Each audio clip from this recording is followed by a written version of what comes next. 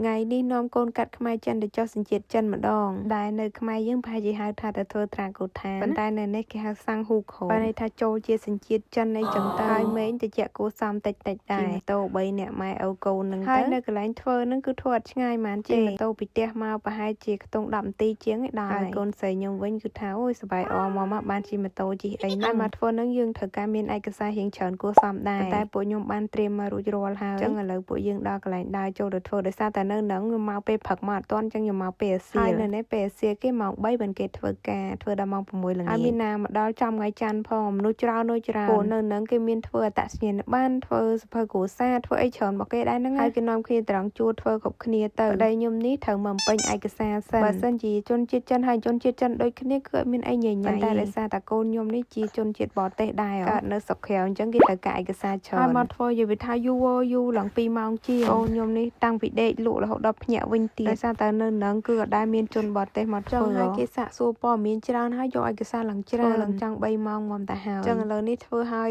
គឺនាំគ្នាមកយកអីវ៉ាន់អនឡាញនេះសប្បាយជាងគេគឺមានតែ unboxing នឹងឯងអីវ៉ាន់កូនអីទិញឡើងគោពេញផ្ទះហើយតែឥឡូវគេអាប់ដេតកាលមុនយើងមកដល់យើងប្រាប់តែកតុយលេខទូរស័ព្ទទៅគេយកអីវ៉ាន់ឲ្យហើយតែឥឡូវនេះអត់ទេយើងត្រូវដើររកយកខ្លួនឯងហើយកូនខ្ញុំនេះមានណាគាត់ឈប់ម៉ូតូងក់គឺថាបើកភ្នែកមកបើថាជិះម៉ូតូដឹងតែដេកតនិយាយថាអីវ៉ាន់ថ្ងៃហ្នឹងមកដល់ច្រើនទៀតហើយប្តីដើរយកឡើងច្រើនកន្លែងនៅកន្លែងដឹងជូនគេគឺមានច្រើនខ្លាំងមែនតើអីវ៉ាន់ខ្ញុំមានណាទិញមកគឺគេដាក់គ្រប់ក្រុមហ៊ុនបដៅប្តីដើរយកឡើងចង់វិលមកធ្វើមិនទេប្តីអើយចេះទ្រាំទៅប្រពន្ធទិញឲ្យកូនយើងទេតែប៉ិតកូនខ្លះម៉ែខ្លះនឹងឯងឥឡូវលើកូនស្រីមកអង្គុយលេងម្ដងបន្ទាប់ពីដើរយកអីវ៉ាន់ហើយអស់ហ្នឹងក៏មានអារម្មណ៍ថាឃ្លានខ្លាំងមែនតើព្រោះថាពេលទៅធ្វើឯកសារឲ្យកូនមកពីផ្ទះហូបអីហើយប៉ុន្តែដល់ពេលធ្វើយូរទៅមានអារម្មណ៍ថាហេវឲ្យប្តីចូលទៅទិញយកចាពីងឲ្យហូបម្ដងគាត់ទៅពងហូបហ្នឹងខាងក្រុមហ៊ុនដឹងជូនហ្នឹងគេទេមកប្រាប់ថាមានអីវ៉ាន់មកដល់មួយទៀតមានណានាំគ្នាទៅយកអីវ៉ាន់កន្លែងមួយទៀតហ្នឹងទៅចំឃើញគេលក់សាច់អាំងហេវបដៅហើយក៏ដើរទៅទិញ4-5ចង្កាក់យកមកហូបសិនទៅសាច់អាំងនៅនេះធូរថ្លៃនិយាយទៅប្រហែលទៅនៅស្រុកយើងដែរតែគាត់ថានៅនេះគេភាគច្រើនចូលចិត្តហិលហើយគ្រឿងគេដិត